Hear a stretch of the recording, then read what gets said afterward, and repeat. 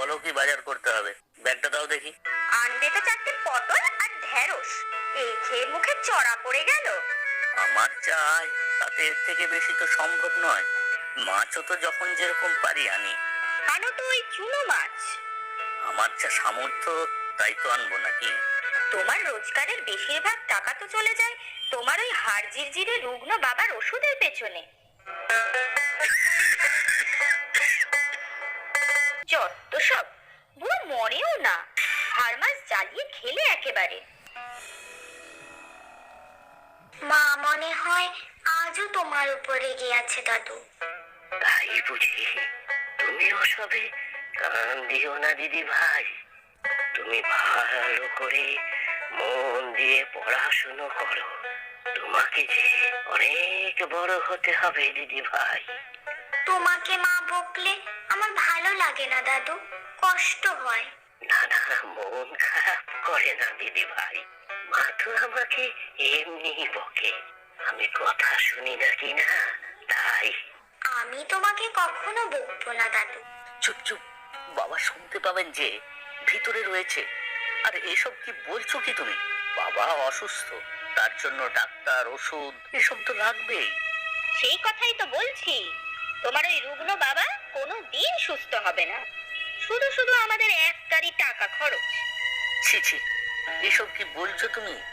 আমার বাবা এই এলাকার নামকরা শিক্ষক ছিলেন।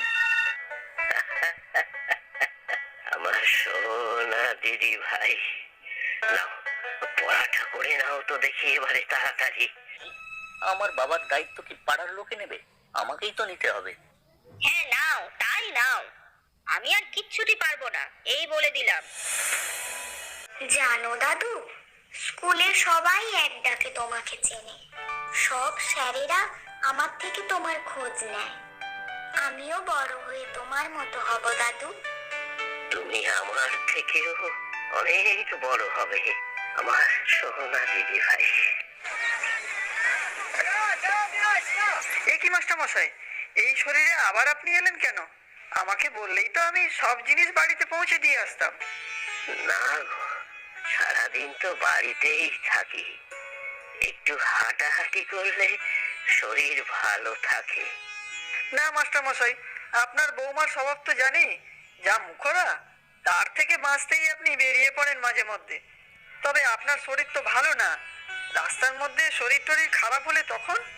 না না, কিছু হবে না। ঠিক আছে, আপনি বসুন, আমি সব গুছিয়ে দিচ্ছি। আপনি বসুন, আমি সব জিনিস গুছিয়ে আপনাকে পৌঁছে দিয়ে আসবো।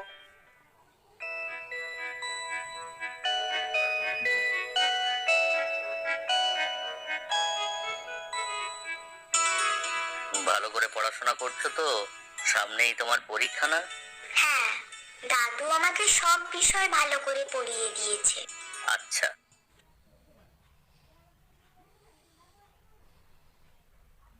বাবা তুমি নাকি ওষুধগুলো খাচ্ছ না ঠিক মতো। এরপর বেশি অসুস্থ হয়ে পড়লে তখন কি হবে? আসলে ওষুধটা শেষ হয়ে গেছে। তোদের এত খরচ, তাই আর বলতে চাইনি বাবা। যদিও মাসের শেষ, টাকা পয়সা কম। আচ্ছা দেখছি দেখছি আমি। না বাবা, আর আমরা আপনার কোনো ওষুধ কিনতে পারবো না। আমাদেরও তো একটা ভবিষ্যৎ আছে। আপনার ছেলে যা রোজগার করে তার বেশিরভাগটাই চলে যায় আপনার ওষুধের পেছনে। মেয়েটা বড় হচ্ছে, আমাদেরও খরচ বাড়ছে। আহ, তুমি আবার কথা বলছো কেন? আমি তো বলছি কথা বাবার সাথে। তুমি চুপ করো, আমি যা বলছি ঠিক বলছি। সংসারে আপনার ওষুধ কিনতে কিনতেই তো আমরা ফতুর হয়ে যাচ্ছি, আর পারবো না। চলে এসো তুমি আমার সাথে।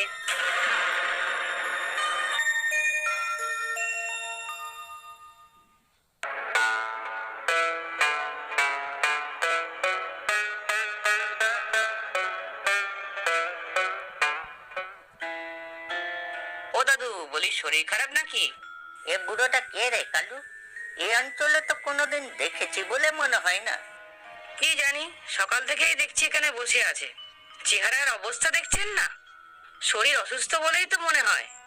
কত ডাকছি, কোনো সাড়াই তো দিচ্ছে না। এই বুড়ো, বলি তোর মতলবটা কি? কখন থেকে ঘাপটি মেরে বসে আছিস?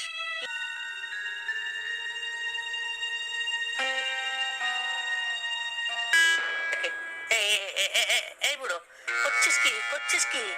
আমার ক্যাশ বাক্স ধরছিস কেন? ও দাদু, করছো কি?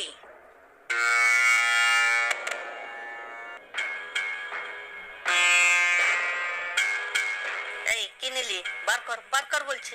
বুড়ো মানুষ বলে দোকানে একটু বসতে দিয়েছি, পেটে পেটে এত শয়তানি। দাদুর মনে হচ্ছে মাথার গন্ডগোল। আমি তোমার দোকানের ক্যাশ বাক্স থেকে 1 টাকা নিয়েছি।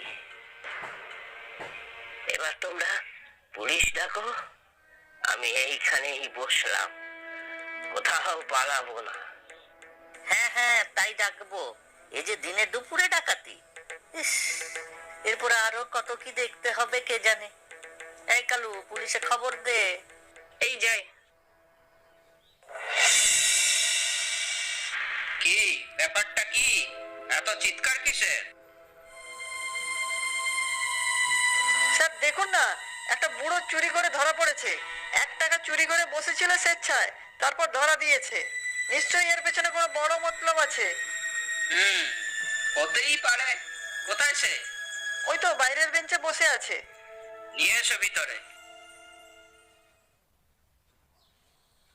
স্যার, আপনি এখানে? এই তো সেই চোর বুড়োটা। চুপ করুন, জানেন উনি কে? আপনি এখন যান এখান থেকে, আর দেখবেন কেউ যেন এই ঘরে না আসে। আপনি বসুন স্যার। আমাকে চিনতে পারছেন? আমি অসীম, আপনি আমাকে পড়াতেন। চিনেছি বাবা, তোমাকে আজ এখানে দেখে বড় আনন্দ হলো। বেঁচে থাকো বাবা, আরো বড় হও। কিন্তু আপনি এখানে এইভাবে? সবই ভাগ্যের পরিহাস বাবা। আমি শিক্ষক ছিলাম, নিজে হাতে দেশের দশের ভবিষ্যৎদের তৈরি করেছি। কখনো টাকার কথা ভাবিনি, তাই জীবনের শেষ বয়সে এসে সঞ্চয় প্রায় কিছুই নেই। তারপর আমি অসুস্থ, আমার জন্য ডাক্তার ওষুধের পিছনে প্রচুর টাকা খরচ হয়। তাই ছেলে বউবার বড়ই অসন্তোষ।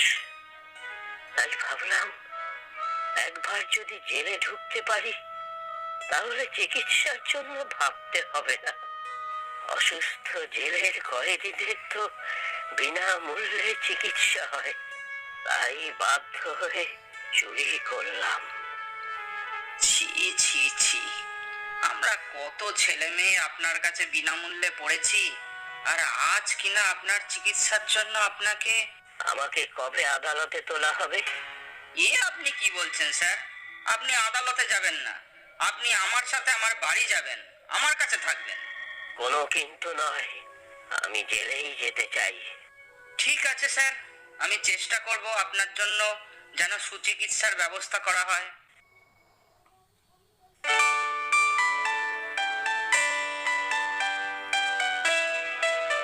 এই তো অসীম, এসেছো। কেমন আছো? ভালো আছি স্যার, আপনি কেমন আছেন? আমি এখন অনেক ভালো আছি। এদের পড়িয়ে সবার সাথে আমার দিন কেটে যায়। কয়েকদিন পরেই আপনাকে ছেড়ে দেওয়া হবে। হ্যাঁ, সেটাই তো চিন্তার কথা অসীম। নিজের বাড়িতে ফিরতে আর ইচ্ছা হয় না। নাতনিটার জন্য কষ্ট হয়। আর জেল থেকে বেরিয়ে কি করবো বলো তো? স্যার, এনার কথাই আপনাকে বলেছিলাম। সত্যি আপনাকে দেখে আমি সত্যি অভিভূত হয়ে যাচ্ছি। এই বয়সেও আপনি এই জেলের কয়েদিদের শিক্ষিত করার নিরলস প্রচেষ্টা চালিয়ে যাচ্ছেন। যতদিন বেঁচে আছি সেই চেষ্টাই করব। আমি শুধু পেশায় শিক্ষক নই, মনে প্রাণে শিক্ষক। আপনার তো কয়েকদিন পরেই ছুটি। সেইটাই তো চিন্তার। একবার চুরি করেছিলাম বিনামূল্যে চিকিৎসা পাওয়ার জন্য, কিন্তু এরপর? আপনি কোনো চিন্তা করবেন না, অসীমের কাছে আপনার সব কথা শুনে আমি এই সিদ্ধান্ত নিয়েছি। সিদ্ধান্ত? কি সিদ্ধান্ত? আপনাকে যখন পেয়েছি আর ছাড়ছি না। আমাদের এই সংশোধনাগারে আপনার মতন মানুষদের ভীষণ প্রয়োজন। আপনার কথা ঠিক বুঝতে পারছি না। আমাদের এখানে আপনাকে সাম্মানিক শিক্ষক হিসেবে নিযুক্ত করা হলো। আপনার থাকা, খাওয়া, চিকিৎসার সব দায়িত্ব সরকারের। এ তো দারুণ প্রস্তাব স্যার। আপনি রাজি তো মাস্টারমশাই? এই যে স্বপ্নের অতীত। আপনি আপনার সারা জীবনের অভিজ্ঞতা উপলব্ধি দিয়ে এই সংশোধনাগারে থাকা সব কয়েদিদের শিক্ষাদান করবেন।